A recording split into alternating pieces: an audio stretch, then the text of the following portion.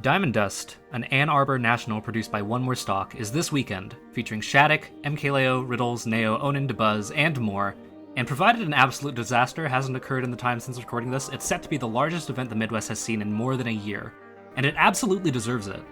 Ray from 1MS and 26R has done an incredible job on this tournament. I don't know how they convinced Neo, Shiny Mark, and Haunter to fly out to an event in Michigan.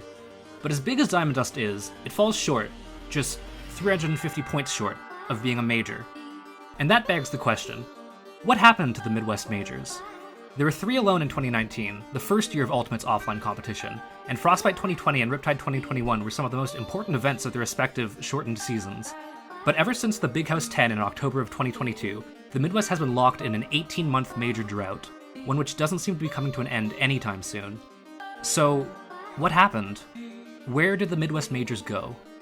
To understand this, we'll have to take a deep dive into the behind-the-scenes stats and logistics of running events in Ultimate, and it all starts with the tournament tiering system. Let's say you want to run a major in Smash Bros. Ultimate. You're a new organizer, maybe getting your feet wet, and you don't want your event to be a tournament. You want your tournament to be an event. You want something not just big, but significant enough to draw eyes from across the country. No, the world. And nothing does that better than a fancy LumiRank Twitter announcement just for your tournament. What do you have to do? Well, assuming you've already come up with a concept, written and submitted an application form to Nintendo to host a commercial-sized event, booked and paid for a venue, secured setups, hired and onboarded a team of staff, commissioned a graphic designer, arranged for concessions, stream distribution, and hotel deals, hired a social media manager, scheduled around other events, probably done 50 other things I haven't thought of, and created a start.gg page for your tournament. Now, you have to get the players. After all, without top players, it's not a major, right?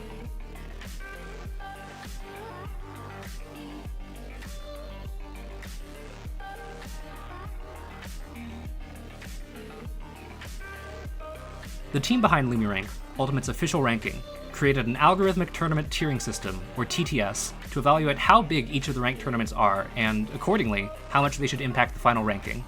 The system is largely adapted from the one used by Orion Rank prior to 2023, which itself was formed as an alternative to the entrance-only approach used by the PGR. Just like the tier lists that have become endemic to online content, the LumiRank TTS has tiers from D through A, then S above A, and unique to LumiRank, a P tier above S. The overall system is fairly simple. Based on its entrance, the algorithm awards each tournament a number of points. Each individual entrant gives the tournament 1 point, so if 5 people show up to your event, that's 5 points. And if 500 people show up, that's, you guessed it, 500 points. There are some entrants, though, who add additional points based on a variety of conditions. If your event draws a cola, the number 1 player on the last LumiRank, that's an automatic 350 point bonus. Everyone in the LumiRank Top 150, as well as all honorable mentions, are given a point value this way. Players can also earn points if they're ranked high enough on regional PRs, say Spickles in Georgia or Omega Rugal in Tijuana, or if they place highly enough in ranked events. Japanese Aegis main Fire, for example, was worth 0 extra points until they won B-tier Jingi 2 last year, gaining a score of 50 points as a result. There are 2 extra modifiers on points. First, depending on what region the event takes place in, your tournament might be eligible for a multiplier. Regions with relatively smaller scenes, like the Carolinas, the Dominican Republic, or the United Kingdom, get a 2 times multiplier on the number of entrants. So instead of each entrant adding 1 point, they add 2 points instead. Especially remote regions, like Alaska, Central Canada, or the Scandinavian countries, get an even more elusive 3 times multiplier. By design, the system rewards events in smaller scenes that draw in lots of entrants. Finally, if your event happens to be an invitational, rather than one open for anyone to attend, then players ranked in the global top 30 get some bonus points added to their player scores. Get a cola to attend your invitational, and he brings with him not 350 additional points, but a whopping 550.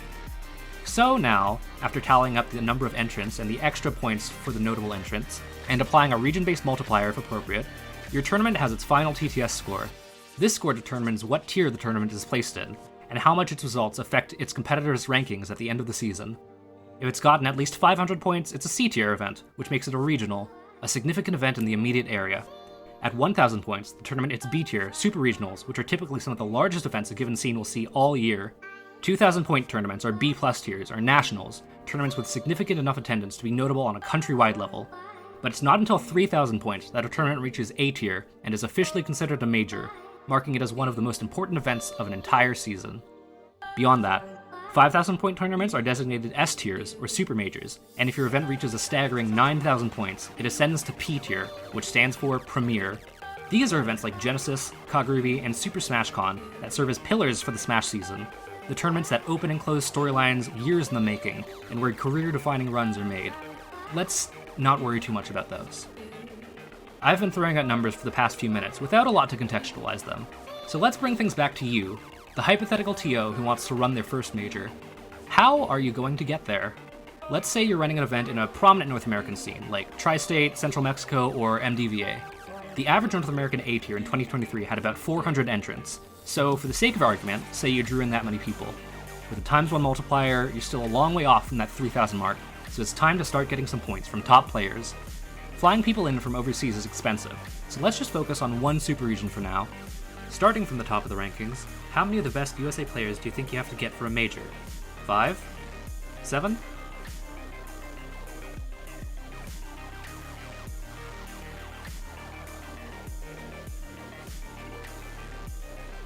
$14. I mean, it makes sense when you think about it, right? It's a full top 12 and change of high-level players, which ensures that in order to make top 8, each player has to get at least one good win. But these top 14 players are spread out all across the continent. Even with restricting ourselves to the US, flying out that many people gets very expensive very quickly. This hypothetical isn't the most realistic. You're never going to see a tournament of 400 unranked players and then the top 14 in the US, since generally top players want to play other top players, creating a certain kind of gravity that encourages more and more high-level competitors to attend the same event. This is probably why last year, North America held almost twice as many S and P tier events as it did A and A+ tiers. But the quantity of Apex talent needed just to clear the first bar all goes to prove a point I think should be fairly obvious by now. Getting an event to major status is very hard. The last Midwest event to reach major status was the Big House 10, which was, by the standards of the time, the 11th largest NA event of the year. Even still, this event was stacked, with 4 top 10 players in attendance, plus 9 more of the end-of-year top 50, including the world's best Sora main, Kameme, all the way from Japan. Though Big House is traditionally known as a melee-focused event, it played a significant role in Ultimate. In 2019, the Big House 9 was beloved Japanese prodigy Zachary's first major win in North America. Now, in 2022, the Big House 10 was again a first major victory for a fast-rising up-and-comer, in this case Riddles, the Kazuya Terry co-main from Toronto. Securing the tournament in a Game 4 against Light, Riddle's first-place finish at Big House would help propel him to his first global top 10 ranking at the end of the year, though not in the way he expected. At the end of 2022, a mix of licensing issues and allegations of unscrupulous business practices saw the cancellation of both the 2022 Smash World Tour and the Panda Cup, what would be the finales of 2 year-long circuits. For months prior to this event, players had traveled around the country and the world to earn a spot at these tournaments, so the subsequent fallout was devastating. The exact order of events and its implications are beyond the scope of this video, but suffice to say, in the immediate aftermath, Panda Global did not look like the victim in the situation. Amidst a flurry of departures from staff and players, the PG Stats team, which maintained the longtime main Smash ranking, the PGR, was dissolved, and the reins of maintaining a global ranking were handed off to a group of community members. This collective formed the Alt-Rank team, which would later become the LumiRank team, and introduced the new ranking and TTS. The PGR's old TTS was both simpler and less robust than the LumiRank version that would come to replace it. The only factors that really mattered were number of entrants and number of attendees ranked in the PGR top 50. This led some lower entrant events to be undervalued despite strong players in attendance, and vice versa. Syndicate 2019 in Germany was labeled a major due to high entrant count, despite only having 1 top 20 and 3 total top 50 players in attendance. The LumiRank TTS gave value to a much wider swath of the player base, and had a more dynamic system for assigning player points. Players who performed well at large events could earn a point value, which would be applied both to events they attended in the future, as well as retroactively adding value to tournaments they'd already attended that season. And though the PGR had a multiplier system to help weight overseas events more fairly, the LumiRank TTS went into much more granular detail with boosting tournament scores depending on region. All these changes were made specifically with the PGR's TTS in mind, to address issues in the old system and develop a more accurate way to evaluate both players and events. Looking at the new system, you'd probably expect it to overall help the Midwest. Under the PGR, the Midwest had never had more than 2 players worth TTS points. Now, there were 12 players in the 2022 Top 150, all bringing value to the Midwest events, alongside players from regional PRs and, for the first time since Smash 4, the Midwest had a top 10 player, Onin, who took 2022 by storm, winning the biggest event of the year and seemed to be shaping up as the US's answer to the equally explosive Japanese Steve Manicola. With all of these things going the Midwest's way, what went wrong? Immediately, it should be noted that the head TO of the Frostbite series retired from the scene post-quarantine, so one of the Midwest's premier major events was gone, and of course, had been for more than a year. Though Frosty Faustings 15 had somewhat taken over the role of early year big Midwest event, FF has always been more of a traditional FGC tournament. Still, it drew top attendees like Riddles, Cola, and Base Mage, as well as a total of 325 entrants in alt, eventually winding up as a B tier. Behind the scenes, though, there were greater, more ambitious plans in the work. Within the week, a team out of St. Louis announced Gateway Legends, planned to be Missouri's first Ultimate Major. Gateway had players like Zomba, Onin, and Luis announced to attend, as well as a $10,000 prize pool, which, for alt, was a hefty pot. It was clear that the team had high hopes for this event, and were gearing up for something big. While the event's Memorial Day weekend date approached, the rest of the Midwest got busy. In the first half of 2023, the Great Lakes region alone hosted 42 ranked events, 20 more than the next most active regions. The total point value of all these combined events was the second highest in the US, beaten out only by Tri-State, which hosted 2 S tiers and 3 B tiers in the same time frame. But despite the success, not everyone in the Midwest was happy with the situation. Of those 42 ranked events, 36 were D tiers, the lowest tier in the TTS. Placing well at a D tier didn't give any additional points, limiting opportunities for Great Lakes players to earn a LumiRank value without traveling out of region. And before Luminosity Gaming bought the alt-rank team, D tiers weren't reported in the weekly LumiRank recap posts on Twitter, leaving many Midwest players and TOs feeling unrepresented and underappreciated.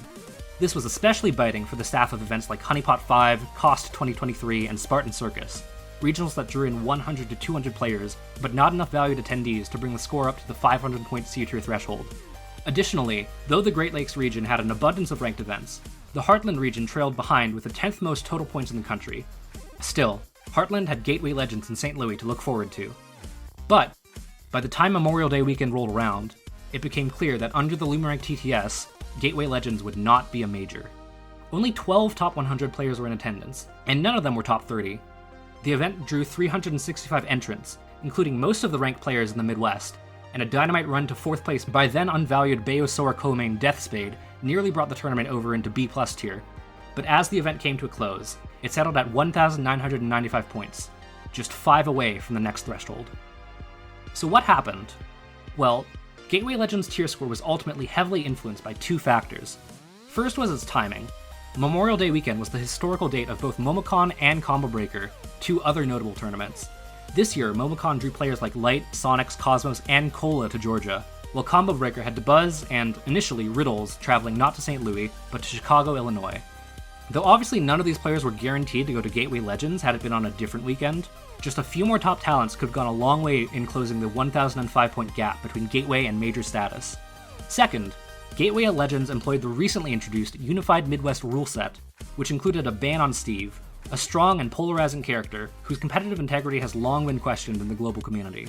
With Steve banned, Onin, then the most valuable player in the Midwest, wound up dropping out of the event, as did Zomba, who, due to his personal opinion of the Steve ban, largely avoided events without the character.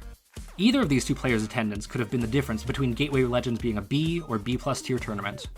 Now, none of this is an indication of the event itself being of substandard quality. As a spectator and longtime Midwest resident, Gateway Legends was an incredible event, with a ton of strong showings like Ice Knight's upset over Shattuck, Apollo Kage's 8-set loses run to Grand Finals, and Deathspade's aforementioned quest to save the tier score.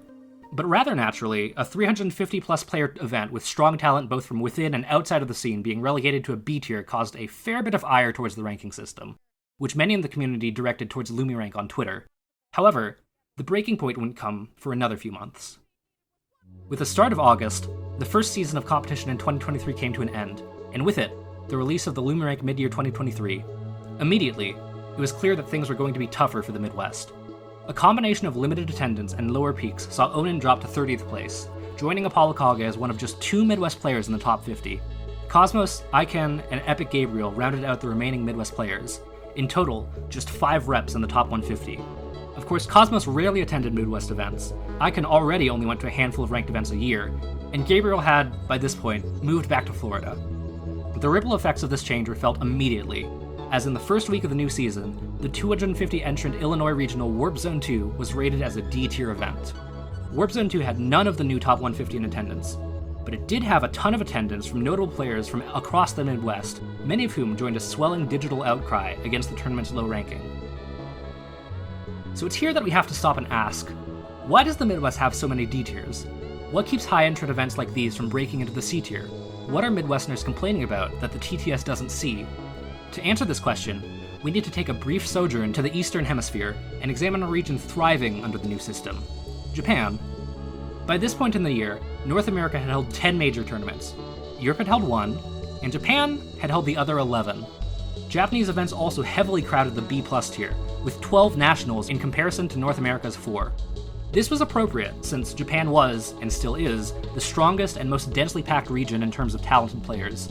The Kanto region, alone, which contains Tokyo, had 30 players in the top 150 at the time, with another 15 or so in the next largest region, Kansai.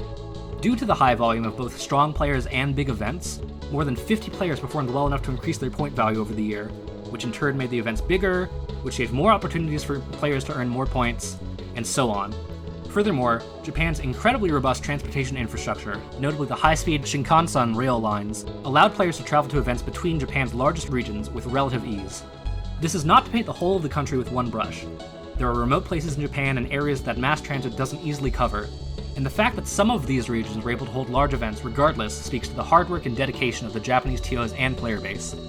Generally, though, it would be fair to say that it's easier to hold a major in Japan than it is in America. By contrast, the Midwest is much less dense. At its peak in the first season of 2023, points were spread across half a dozen states and hundreds of miles. Some passenger rails exist, but the system is far less developed than in Japan, so travel can be a huge restriction on getting out to events. For Iciness to attend Gateway Legends, for example, meant either a flight or a 9-hour, 600-mile drive from Pittsburgh to St. Louis. Never mind getting out to events in Kansas City or Minneapolis. So even though in theory the Midwest as a whole had plenty of points at its disposal to host big events, in practice, gathering all the region's valued players in one spot would be a nightmare of travel logistics. Combined with the Midwest's already high event volume, meaning potential weeks of back-to-back drives to attend tournaments, and it's no wonder that the Midwest Major never fully came together during this promising period. So, back to Warp Zone 2. Grievances were aired towards LumiRank on Twitter due to the regional's low score on the TTS, and the LumiRank team, being composed of individuals with public-facing accounts, responded. It's here that the relative transparency and robustness of the LumiRank system shone through, because after discussions with some community heads in the region, LumiRank member Barnard's Loop released the Midwest proposal less than a week after the end of the mid-year ranking. The Midwest proposal is a brief but insightful read that goes more in depth into the methodology behind LumiRank's TTS than I can here, so if you're interested, please go check it out for yourself. But essentially, the LumiRank team identified the main problem in this situation. Entrant counts had never been an issue for the Midwest in Alt.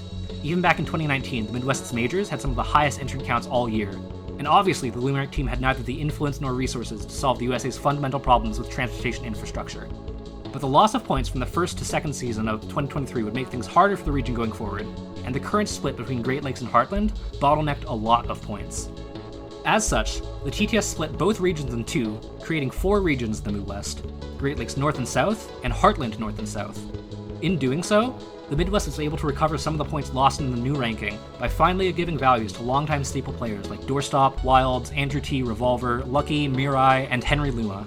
Though event values were frozen at the year's halfway mark, the changes would have moved Gateway Legends comfortably to B+ tier and lifted several large Midwest D tiers into C tier, and it did make Warp Zone 2 an official C tier event at last.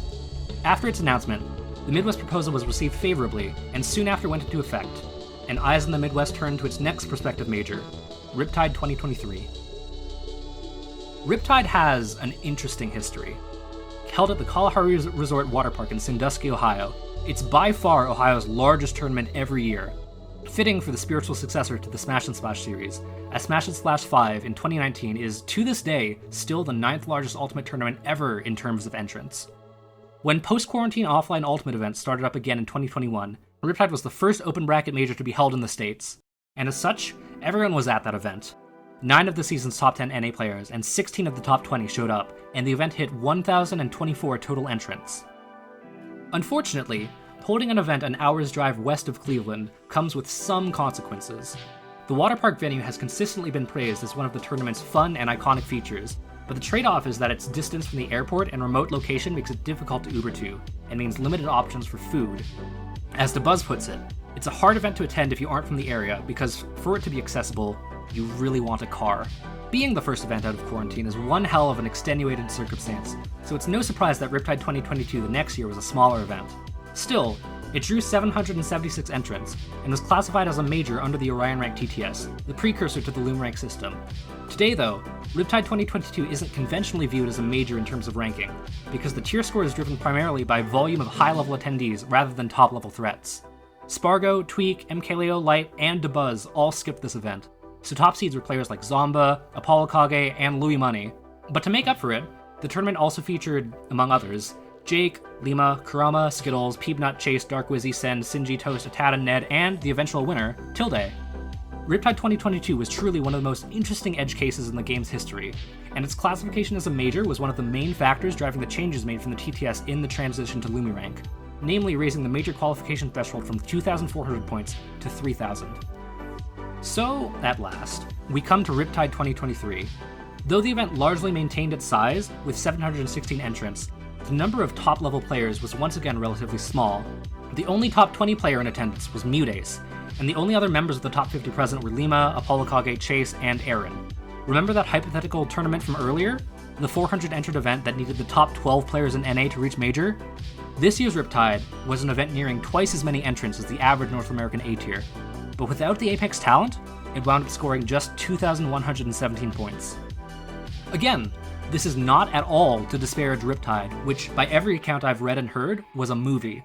This was the event where Georgia Joker Omega made one of the best runs of his life, where Aaron took a set off Mudace in one of the most high-octane winners finals of the year, and where Ohio's hero Doorstop made a statement for the Midwest by defeating Lima with his co-main Pokemon trainer.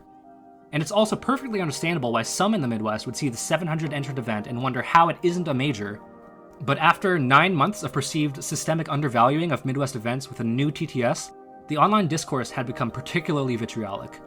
Accusations were levied that the LumiRank team was too disconnected from the scene, and that ultimately the event wasn't a major due to apathy on the part of Smash statisticians.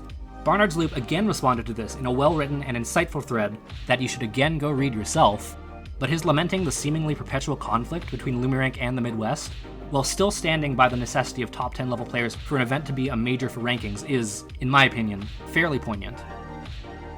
Still, the year continued, and in general it was business as usual for the Midwest. Great Lakes still had far more ranked D tiers than anyone else, though a relatively busier back half of the year meant it got pushed down to 9th in the US in terms of total points across the season. Still, one event loomed large on the horizon: Michigan's Old Reliable, the longest running event series in all of Smash Bros., and one of the most consistently significant events of the year for every active game, the Big House 11. Going into the event, things were once again looking promising. The top talent was here, with DeBuzz, Zomba, Tweak, and Riddles all slated to attend. The high-level talent was here, with Chase, Louis Money, Kurama, Wrath, and of course, hometown hero Onin all registered as well. Big House had even attracted a few foreign players, including Tarek on an extended stay in North America, and Umeki, set to attend his first NA event since 2GG Congo Saga back in 2019. But as the October date crept closer and closer, the cracks in the Big House's foundation began to appear. Zomba, newly in university, had work to catch up on. Umeki wasn't going to make it out. Apollo Kage wasn't going to reg because, remember, St. Louis and Detroit are an 8-hour drive apart. With competitor registration coming to a close, Chicago TO and Luminosity Stats content guru Trade War put out a public call on Twitter that he'd front the cost of registration if anyone worth 50 LumiRank points would register for the event and push it over into major status. After some deliberation, a deal was struck. Ohio ZSS Andrew T., who had a Cosmos win earlier that year, would attend the event, finally bumping it up into the 3,000 point range. The Big House 11 was officially a major. Until it wasn't. I mentioned before that if you get enough top players in the same place, the density of talent begins to form its own sort of gravitational field. Top players want to play each other, high school players want to test themselves against top players, mid-level players want to watch high-level gameplay, and it all feeds back into itself. But sometimes the reverse is true. A top-level player DQs. A friend of that top-level player, usually a great competitor themselves, reconsiders their attendance. On and on it goes, with more and more top players leaving the event like the dissolution of an atom's nucleus, the rate of departures increasing as things become more unstable. Suddenly you're 1 week out from the event, back at 2,700 points due to a tweak DQ, looking for a path out of it. And then, suddenly again, things have reached critical mass. Riddles, DeBuzz, and Kurama are gone as well, and there's no way to avoid a meltdown. The Big House 11 finished with 507 entrants, and a total of 2,147 LumiRank points. Even the resulting outcry on Twitter, though still present, seemed more dejected than offended, resigned to the whims of a machine it had never gotten to work the way it wanted, and never fully trusted to begin with. I'll say it again, this is not to disparage Big House 11 as an event. Regardless of DQs, Big House was an incredible tournament, where Midwest powerhouses like Icy Mist, Suspect, and Wilds fought hard to defend the Motor City from Shattuck, Tarek, and Chase, and where Onin slugged their way through 14 games of the Steve Ditto against Syrup to finally claim a well-earned Big House champion title. But I think in the context of the tournament tiering system, Big House 11 was the event that cemented the Midwest's major drought not as an anomaly, but as the new normal. Remember Trade War? The Smash Stats guy with the Midwest ties, the Korean-American Maida-kun? He and I made a stats video on the Luminosity Smash channel. You should go check it out after you like, subscribe, and watch this video through to the end. Trade War has been a part of the Smash community for a long time, and his body of work is extensive and impressive. For example, here's an article from his long-running but currently discontinued column, Tuesday Morning Mithra, published the Tuesday after Gateway Legends, all the way back in May. What is a major? What indeed? How can the LumiRank team say that an event with the entrant counts of a major, that was a major in other games, that was a major in previous iterations, that was marketed as a major, and from any reasonable attendee's perspective gave the same experience as you'd get from a major, isn't a major? And the answer is, because the LumiRank TTS wasn't made to evaluate any of that. It was only ever meant to determine how much a tournament should influence a ranking algorithm. Let's very quickly go back to 2022, to the Smash World Tour and the Panda Cup circuits. While SWT had a number of set stops, it also had systems for TOs to opt in their events to influence the global standings, helping promote tournaments across the country and the world. And though the Panda Cup included events like Lost Tech City that would only be B+ tiers by today's metrics, the qualifier spots on the line meant that stakes remained high even if the event wasn't a major. When these circuits died, the scene lost not only its end-of-year finales, but its new infrastructure of tournament recognition and marketing. It's natural that spectators, players, and TOs alike turned to the newly established LumiRank TTS to fill the void left by the circuits. But in doing so, they were expecting a system designed around clean, algorithmic judgments to perform in ways it was never intended to, and in turn, expecting a team of nerds and statisticians thrust into a position of authority to manage the expectations and egos of community figures from across the entire world. Yes, as the new official ranking system, some degree of this is part of the job description, and yes, members of the Ultimate Stats community have said their own share of unflattering things about the Midwest. But that's no reason to lambaste the LumiRank team over issues they had no opportunity to foresee, and it shouldn't be an impediment to further communication and mutual understanding in the future. Like Barnard's Loop said in the thread you definitely stopped to read, the whole issue essentially boils down to a semantics disagreement over what an algorithmic major should be. So in that spirit, what can actually be done about the situation the Midwest is in? How do we get our LumiRank major? Well, a few solutions have been thrown out there. One suggestion is to lower the major threshold, and though the old benchmark of 2,400 points is certainly achievable by the Midwest, it would also mean retroactively inducting a ton of majors, including Itsukushima 3, Altcore 2nd, Maisuma U22, Maisuma Top 13.5 U22, Gen 1.1, Shinosuma Heroes 3, Delta 3, Winter Next 2, Tomasuma Kyokan 2, Kulon 7, Grand Slam 13, and Sumabato's SP 39, 43, and 45. Needless to say, this would cause more problems than it would solve. Another solution that's been suggested is adding an additional evaluation metric for entrant count. So, for example, tournaments with 100 entrants might automatically be C tiers, or 400 entrants might automatically make a major, similar to the system implemented by the PGR TTS all the way back in 2019. The issue with this is that it might lead to overvaluing certain events in the ranking algorithm, and encourage event organizers to cram as many people as possible into their tournaments to inflate its value. Maybe you could adjust it so that these events get marked as A tiers but keep their sub 3,000 point values for ranking purposes, but then that introduces more layers of complication and potential for confusion into a tournament tiering system that many are already calling too esoteric to understand. To be clear, I do think that the LumiRank team could do more for the Midwest. The Great Lakes region could be changed from a 1x entrance multiplier to 2x, for example. There is a system for this change already in place. If a region goes 2 or more years without holding an A tier, excluding out of super region talent, it gets changed to a 2x region. So as of now, if the Midwest doesn't see another major by October 22nd, 2 years since Big House 10, it'll receive a powerful entrance boost, which would have put Diamond Dust, Riptide, and Big House 11 in spitting range of major status, and probably bump up a ton of D tiers into C tiers as well. Again, this change is going to happen late October already, but with the Midwest struggling the way it is, and the system already being in a state of evolution, I think changing it now could be justifiable. The LumiRank team has made a similar call before, when Germany was moved from a ×2 region to a ×3 region ahead of EU Major 95 King of Fields 3. The issue is one of opening up potential grounds for inconsistent rulings, and the potential for other regions to gain advantages in the TTS by being very loud for a long time. There are also a number of players in the Midwest who don't have points right now that I think reasonably could have a higher value, like Atata, Colorado 8, and Suspect. As I think I've made clear throughout the video, the Midwest is a genuinely strong region with a history of defending against a lot of high-level invaders. The trick would be how you distribute them.